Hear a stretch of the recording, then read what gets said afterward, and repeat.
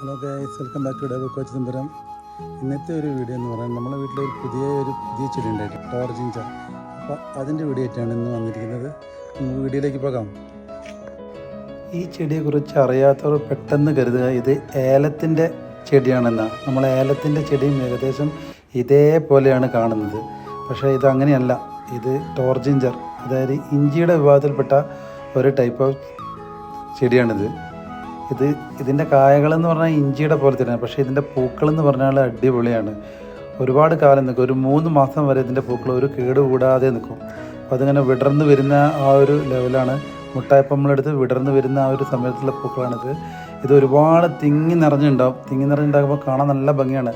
നമ്മൾ ഫ്ലവർ ഫേസിലൊക്കെ വെച്ച് കഴിഞ്ഞിട്ടുണ്ടെങ്കിൽ ഒരുപാട് കാലം ഇത് നിൽക്കും. പൂക്കൾ ഇഷ്ടപ്പെടുന്നവർ, അതായത് വീടുകളിൽ നല്ല സ്പേസ് ഉള്ളവർ ഇത് വെച്ച് കഴിഞ്ഞാൽ നല്ല ഭംഗിയായിരിക്കും കാണാൻ. ഇതിൻ്റെ പൂക്കൾ കണ്ടല്ലേ, ഇതിൻ്റെ ലീഫിന് നല്ല കട്ടിയാണ്.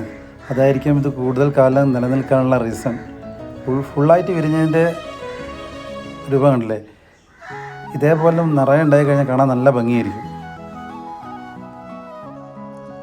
അപ്പോൾ നിങ്ങൾക്ക് ഈ കൊച്ചു വീഡിയോ ഇഷ്ടപ്പെട്ടാൽ, ഈ പൂക്കൾ ഇഷ്ടപ്പെട്ടാൽ ലൈക്ക് ചെയ്യുക, ഷെയർ ചെയ്യുക, ഫോളോ ചെയ്യുക. Okay then bye bye.